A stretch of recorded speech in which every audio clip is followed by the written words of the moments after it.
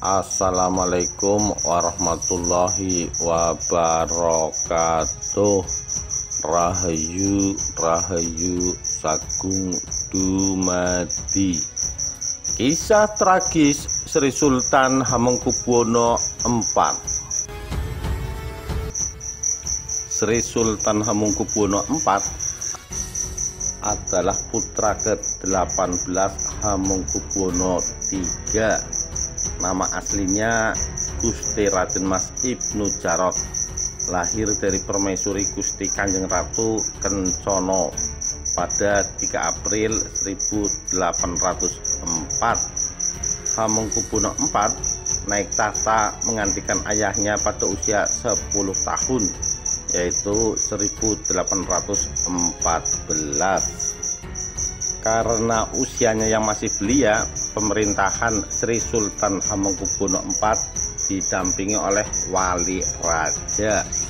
Salah satu wali raja yang ditunjuk saat itu adalah Pangeran Notokusumo yang telah bergelar Paku Alam I. Kedudukannya sebagai wali ditentukan hingga Sultan mencapai akil balik di usia 16 tahun pada tahun 1820. Walaupun demikian, menjelang penyerahan kekuasaan Inggris ke Belanda pada tahun 1816, Ibunda Sultan, kemudian disebut Ratu Ibu, dan Patih Danurejo IV lah yang menjalankan wewenang sebagai wali sultan sehari-hari. Pada pemerintahan Hamengkubuwono IV, kekuasaan Patih Danurejo IV semakin merajalela. Ia menempatkan saudara-saudaranya menduduki jabatan-jabatan penting di keraton. Keluarga Danurejan terkenal tunduk pada Belanda. Mereka juga mendukung pelaksanaan sistem sewa tanah untuk swasta, yang hasilnya justru merugikan rakyat kecil. Mengutip Wikipedia, pada 20 Januari 1820, Paku Alam I meletakkan jabatan sebagai wali raja.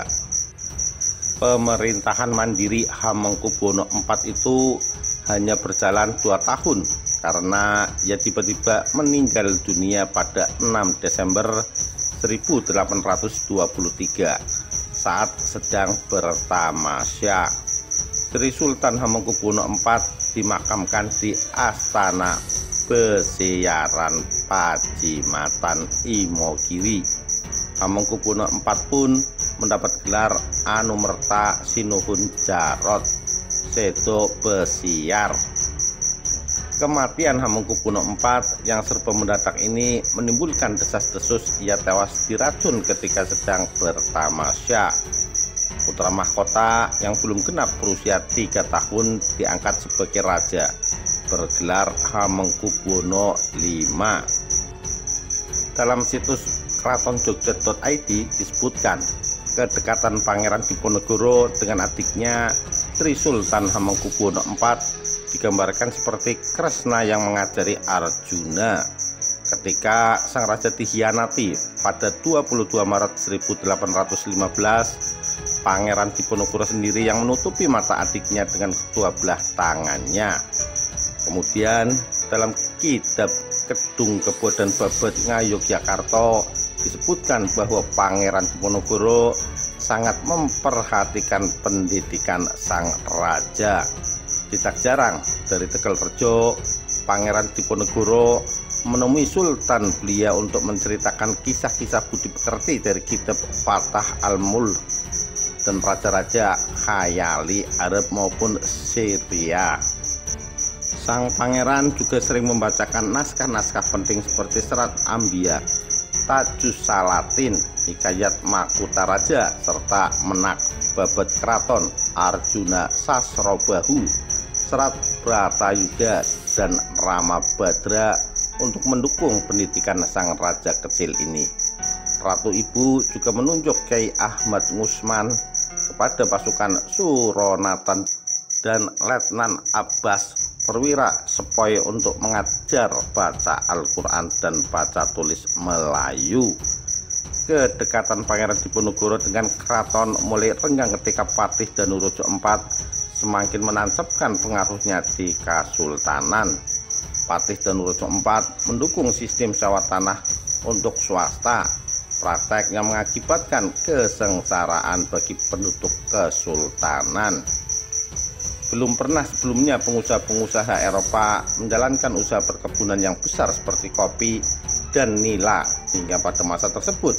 Selain itu, Patih Danurejo juga menempatkan saudara-saudaranya di posisi-posisi strategis. Puncak ketegangan antara Pangeran Diponegoro dan Patih Danurejo IV terjadi tatkala Gerbek Sawal pada tanggal 12 Juli 1820. Di hadapan Sultan yang sudah mulai berkuasa secara mandiri itu, Pangeran Diponegoro mencela Patih Danurejo IV yang telah menyewakan tanah kerajaan di Rejowinangun.